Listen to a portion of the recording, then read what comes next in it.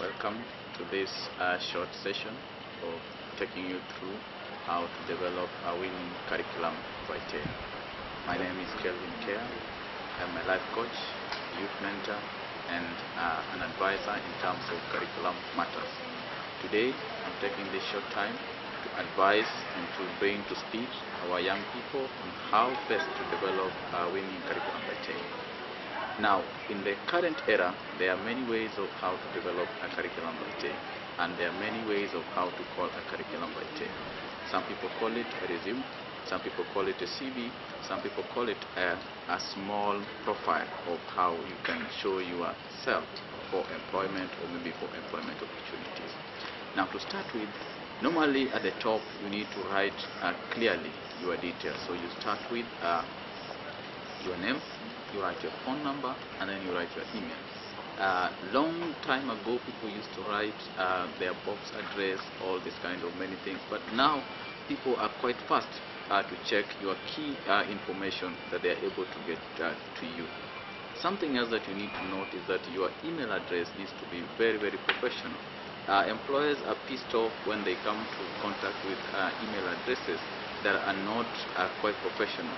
Some are like the ones that we see Ras something into homage. These are kind of emails that are not really palatable to human resource professionals. So we need to work on our email addresses.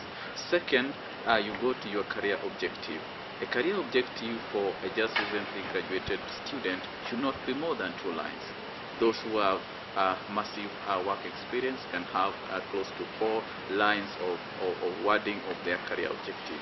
For instance, a career objective should be very, very sharp, as in short, straight to the point, and indicating timelines of your career as a person. For example, if you are an engineering student, you are expected to put a career objective of this kind. For example, I am ready and willing to use my experience, my knowledge, my education to serve as an engineer, and in future to become a consultant, maybe in design or maybe in maybe structural design or civil engineering. So give a timeline so that we know in 5 years' time we are going to see so and so becoming a consultant. We are going to see so and so becoming a specialist or a professional in a different kind of angle. For example, if you are in a teaching profession, you are looking forward to see maybe if in your career objective you want to become one of the renowned lecturers or maybe one of the renowned authors of books in the world. Next, you need to go to your achievement and experiences. Why do we say this? Because as employers, as HR, you want to see something unique that you could be having that is really catchy for you to get employment. Everybody now has a degree, everybody has a diploma, everybody is now rushing to do masters. What else do you have that is an addition or a plus to your experiences? And then you start with the latest. For example, you have gone for international fellowships, you have gone for international seminars and trainings, you have been a consultant. Highlight all these things, write the date, write the title of what you were doing, write at least a brief of an experience of what you encountered during this time. Highlight them from the top to the last. Some people have so many of them. Some have even done some write-ups. They have links to their articles. They have links to the booklets that they have published. Indicate them there and indicate the link there so that if somebody is quick, they are able to click and see whatever you have written.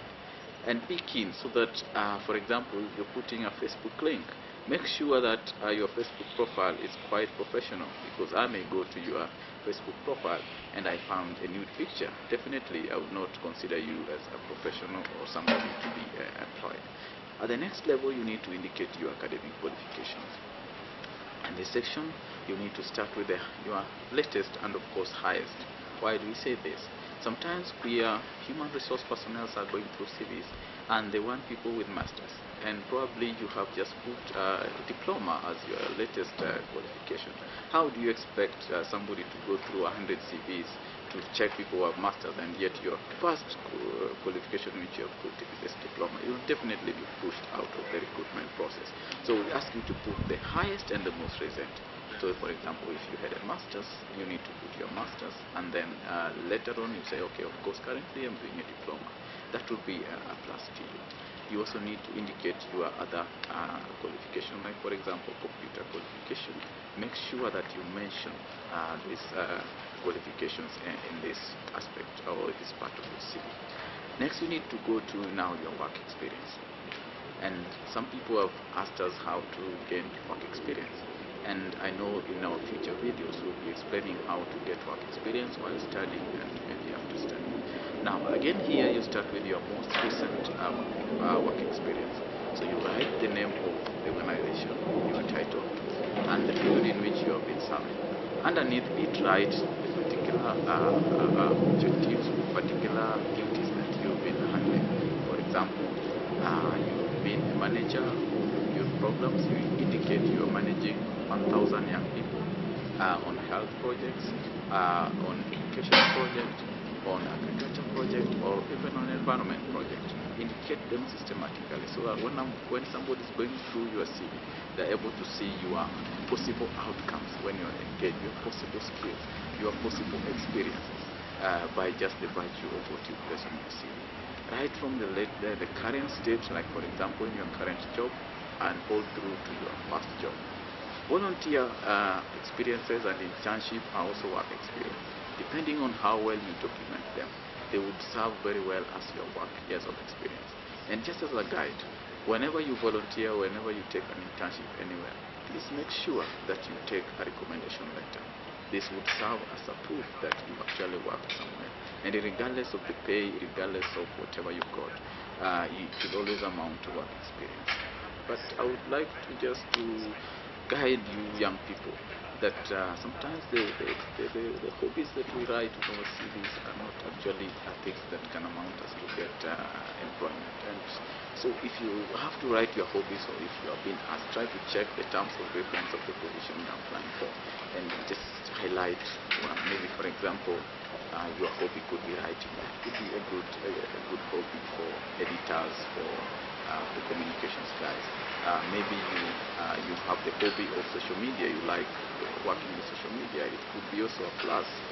But sometimes there are other professions that don't wish you to be a social media maybe savvy or something. Lastly, you need to write your referees, and in your referees, make sure these people are not your relatives, they're not your friends. They are people who maybe are your mentors, people who have been your bosses, people who can communicate something nice about you. As in, if they are called, they can say, okay, so-and-so is very diligent, he's a timekeeper, he knows how to work with the team.